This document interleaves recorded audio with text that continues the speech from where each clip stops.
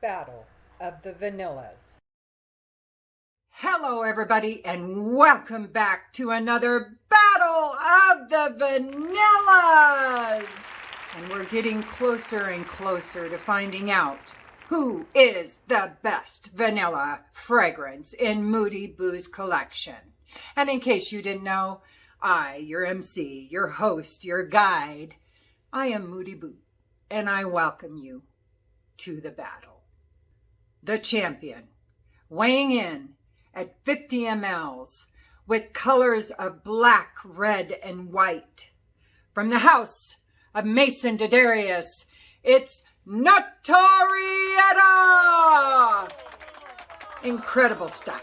But can this fragrance stand up to the next opponent? Weighing in at 15 mLs with colors of silver, black, and gold. From the house of Anaxis, this is JS. Let the battle begin.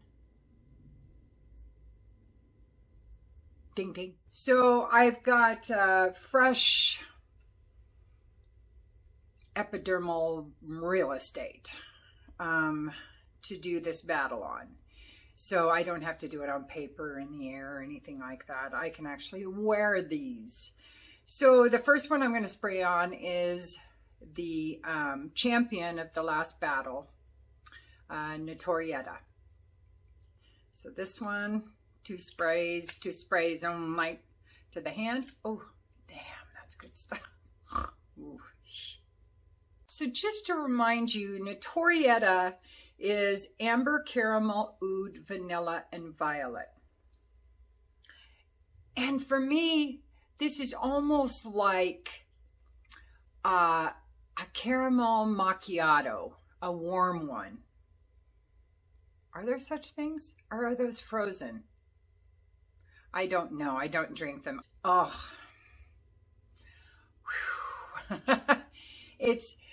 It's oudy, but not too oudy. So if you are opposed to oud kind of fragrances, you're worried that it's going to be that dirty or skanky smelling oud or too smoky.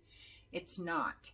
This might be a good one to cut your teeth on as far as if you are just starting to enjoy oud perfumes. The performance on it is really good. I get at least 8 hours when I wear it with 2 sprays. It projects every bit of arm's length. I think this one could get a little beast mode if you oversprayed. The time of year, I would go with cooler weather with this. Because of that sweet, oudy, gourmandy kind of a feel, a vibe that it has. I think you definitely could wear this to formal occasions. But I think you'd have to be careful. Maybe 1 spray would work well for formal occasions, but otherwise it's fun and frivolity and festivities all the way with this perfume. It's gorgeous. I wouldn't wear it during the day. It just doesn't lend itself. It just smells like a nighttime, you know, kind of fragrance to me. It's super unisex. The price is mid-range. It's like, I think $169 for a 50 ml bottle. The bottle is very plain, you know, it's very kind of industrial looking. And the sprayer is fine. It's, you know, it's an average sprayer. As far as originality, it does remind me a little bit of Micallef's Vanille Orient, one of her annual specialty limited edition perfumes that she puts out every year. Several years ago, it was like 5-6 years ago. I have it. It's Vanille, and it does smell a little like that. Okay. So I think I've said everything I can about Notorieta. Now, JS by Anaxis is coffee, brown bread, leather, vanilla, and sandalwood. And So here's the thing. In case you don't know what brown bread is, and I'm sure I do, I think I know exactly what he's talking about here because we have it during the holidays almost every year. It was one of my dad and mine's favorite. I don't know if anybody else in the family loved it quite as much as us, but we always had the brown bread. And it's just a canned brown bread. It's got raisins in it. It's got some like spices in it, like cinnamon and nutmeg and, you know, things like that in it.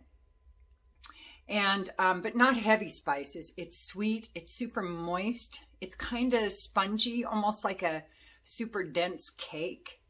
And you just pop it out of the can, cut it in slices. You can put a little butter on it. My dad and I would enjoy the shit out of it.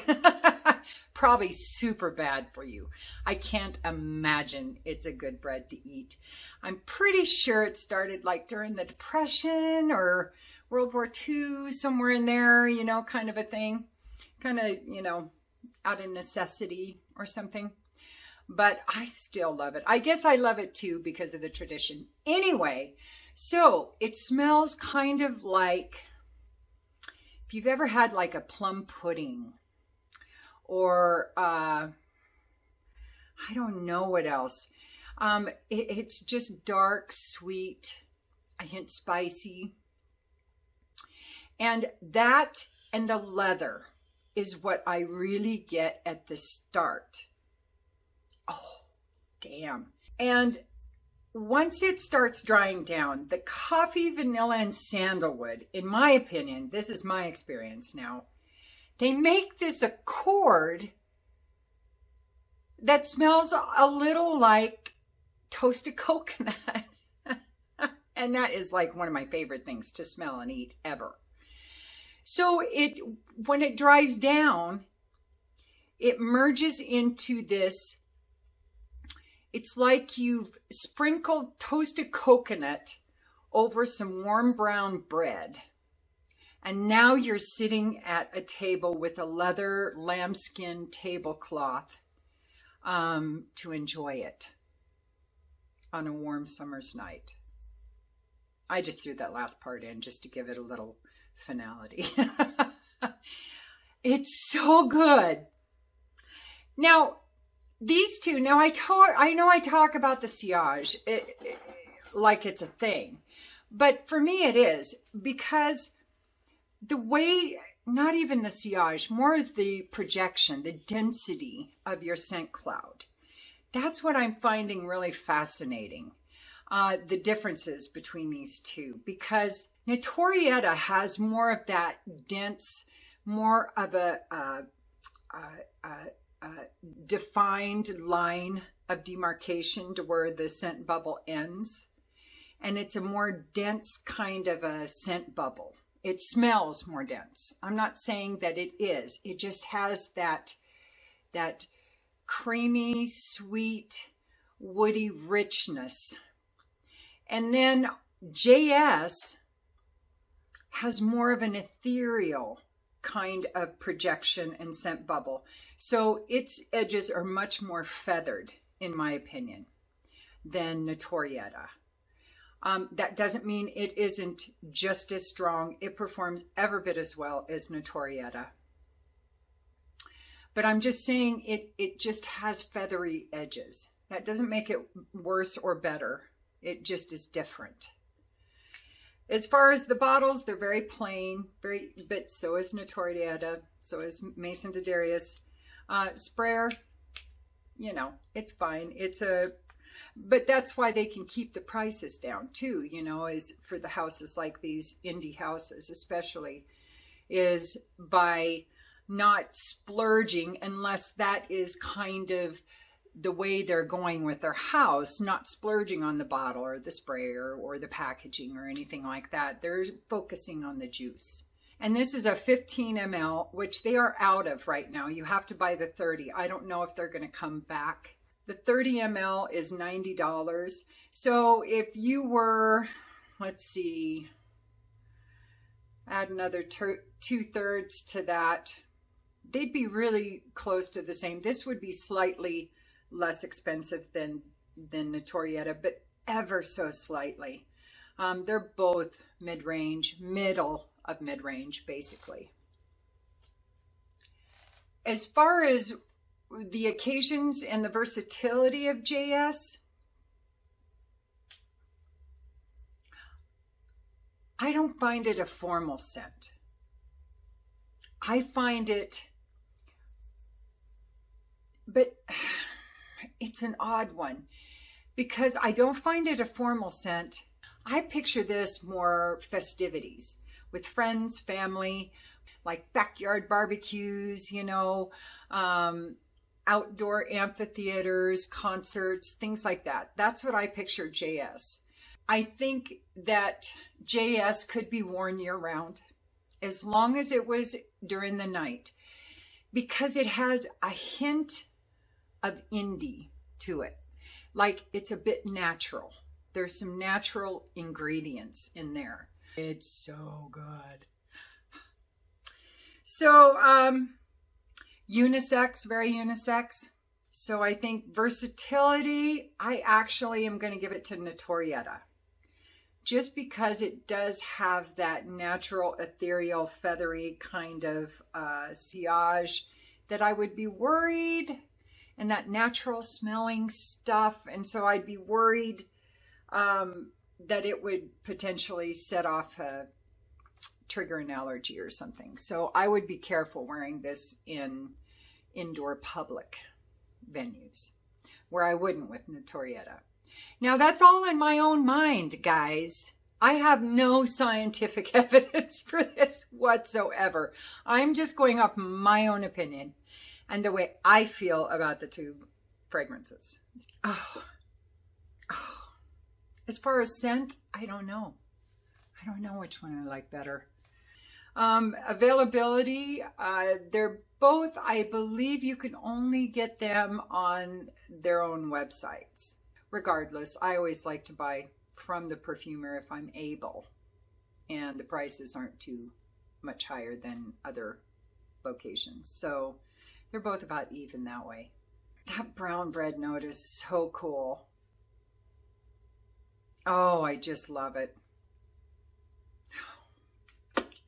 But as far as originality, I got to give it to JS.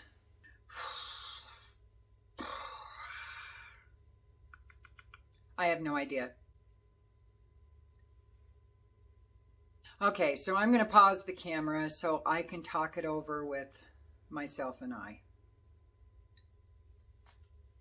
And the winner by a nose hair of this battle of the vanillas goes to Anaxis JS.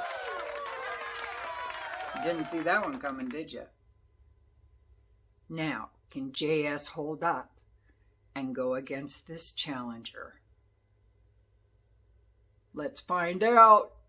The challenger, weighing in at 15 mLs with colors of black, silver, and amber.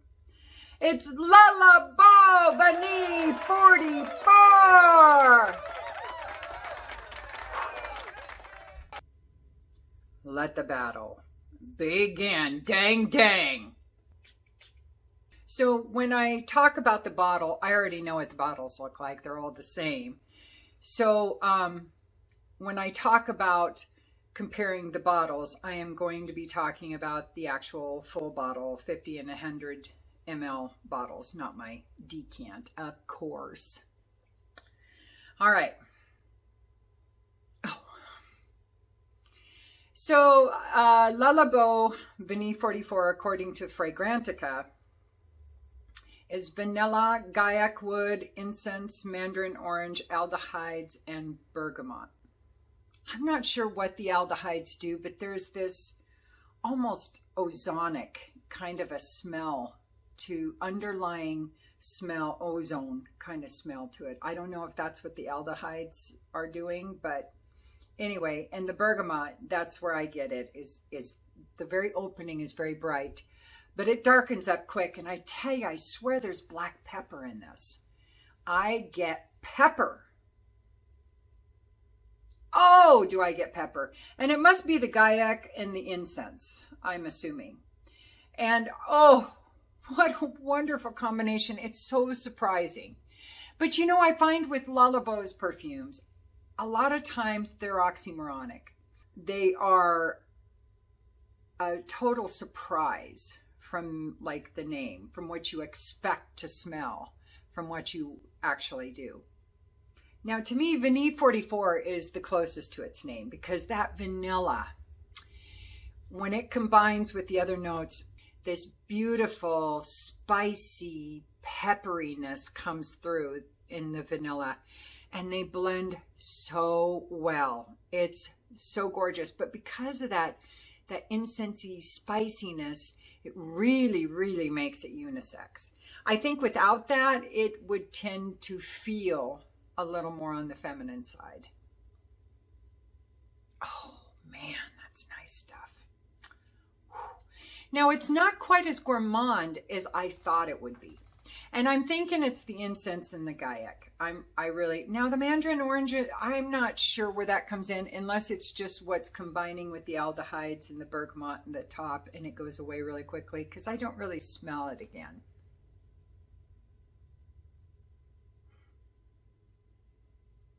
Yeah, I don't really smell it. This is a beautiful perfume. So as far as versatility, this is my second one. I had 35 mLs. Yeah, 35 mLs total. Like the sky and read the bell, ding ding! And the other two are gone. They're done. But I wore them year round with no problem. I wore them during the day. I don't know why I wore it during the day because I was really addicted to it for, several months, at least several weeks. So I was pretty much wearing it 24 hours. It was almost a signature scent there for a while. And then my grandson fell in love with it too. So he wore it on occasion too.